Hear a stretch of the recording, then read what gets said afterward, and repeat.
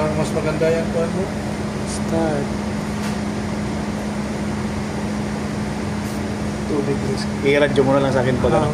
Tapos ida natin pag So makikita yan dyan, Rick. Ano yan? yang naka-start tayo, nandun si first. Sinet ko na sa 2 degrees before TDC.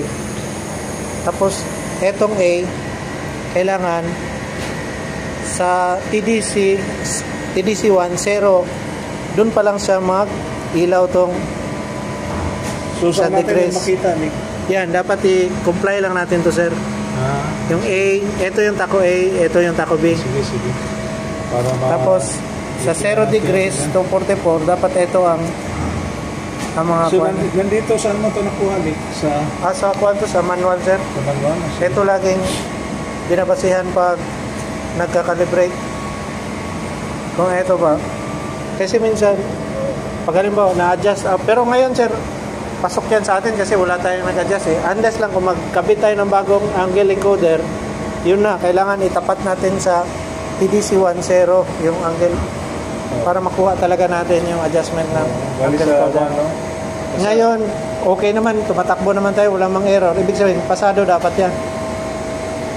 So ngayon, ang ginagawa ni Primero, ni ito, Oo. kinapanan daw, tapos Sir, pasok, sir. 2 degrees after. 2 degrees. Okay, 2 degrees before.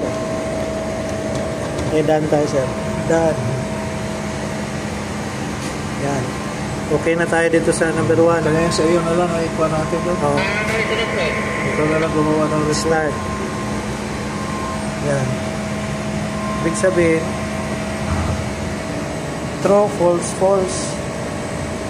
True, false, false. True, false, false. Pabalik sa 2 degrees before 0.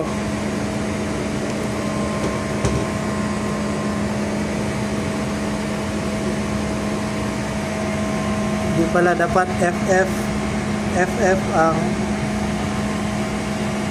yan. Sakto. Yun, sakto na yan, sir. 2 degrees before 0 yan. Oo. Inabort natin yung kanina, no? Tapos, nag-restart tayo kasi FF, dapat, ito yung reference niya. Kasi kanina, sa true, false, false, sumobra na sa 0 to 44. Sige. Done.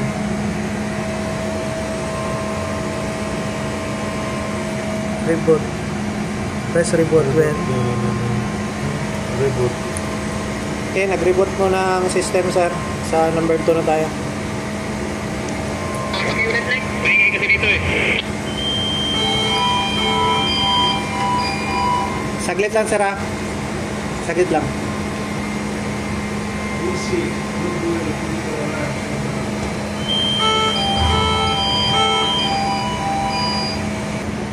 Yan, CCU normal na.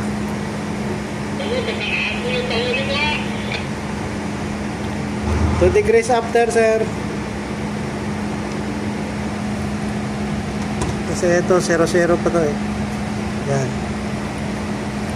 Yan, 2 degrees after. Okay na yan, sir. Sakit lang. Done. Sir, 47 degrees. Okay.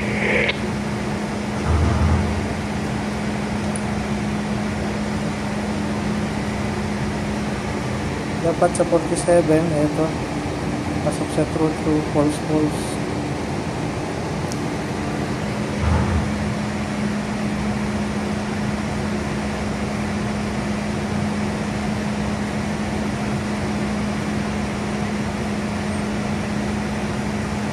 Kasi ang B, 45 to say 45. Kasi may circular rin. Yan. 47 degrees after September. Okay. Baba muna ako dyan, sir. Saglit lang. Daan mo natin. Okay sa 47. Sagit lang sir. Anong comment mo?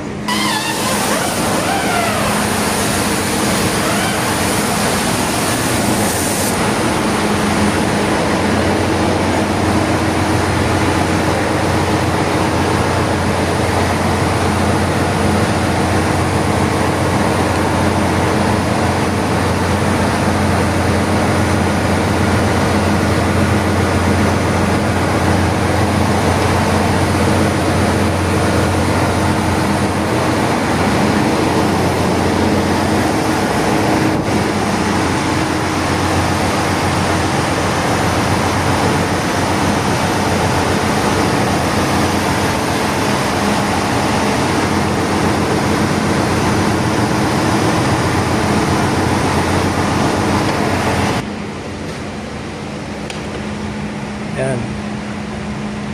92 degrees sir. Nasa na daw? Yan sir. 92 degrees. 92 degrees.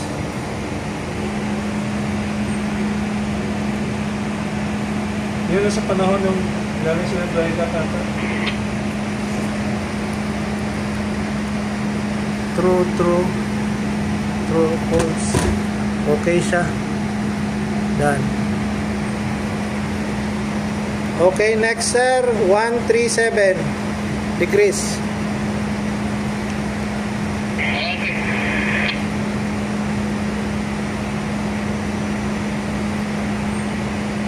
Then pag dito na sir, sa PMI na kami kumukuha doon na. Pag sa MEC. Pati na, bali yung actual niya na. Mas nakakalitin ka doon sa kuwan. Yan, true. 137. Yan dito, true. Buti na dumating ka kasi yung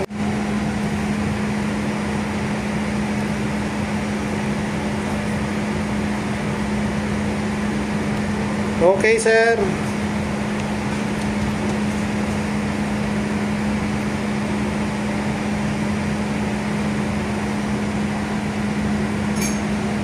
Yan, taco details. 137 din siya. Kita mo po, MMC.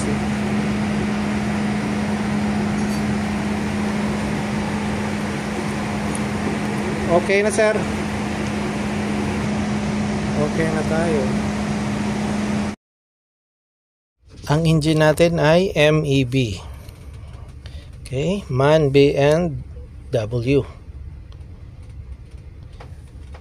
Sa MEB, meron pa rin TSAA at saka TSA-B for the angle encoder B, para sa angle encoder B. Tandaan, pag TDC1, saktong TDC1, dapat iilaw yung TSAA. Pag itapat natin yung pointer, ito yung flywheel. Yan.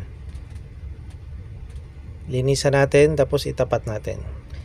Yung tabi ng pointer, yung box na yan, yan yung marker slave A. Okay? Yan yung pick up, yung box na yan sa ilalim.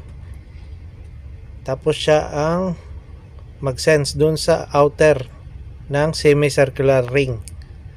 Okay, nasa flywheel. Ito ngayon TDC1, nakatutok siya sa TDC1. Dapat ang TSAA umilaw na siya. Pag before TDC1, dapat ang A hindi iilaw. Yun pag set, dapat ha. Kasi doon sa loob ng angle encoder, yan, before TDC1, dapat walang ilaw ang TSAA. Yan, walang ilaw. Okay? Yun ang tandaan. Ang TSAA dapat walang ilaw sa TDC1. Basta after, before TDC1 pala, walang ilaw.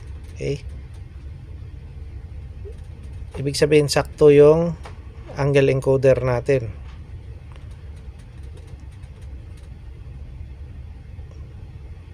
Yun. TDC1 dapat iilaw na yung A. Yun, umilaw na. Yan yung sa angle encoder A, nagbabase sa TDC1. Yung eto naman, ito yung semicircular ring. Yan. Yan yung box. May pick up sa ilalim yan. Ito yung parang bar. Yan yung semicircular ring. Half ring lang yan. Doon nakakabit sa taco. Ay, sa flywheel. Dinedetect ng taco. Yung taco na yan or pick up na nakatutok sa semicircular ring, yan yung marker slave A. If you learned from this video, please like, share and subscribe, and don't forget to hit the bell for more updates. Also follow us on Facebook Barco TV. Thanks for watching.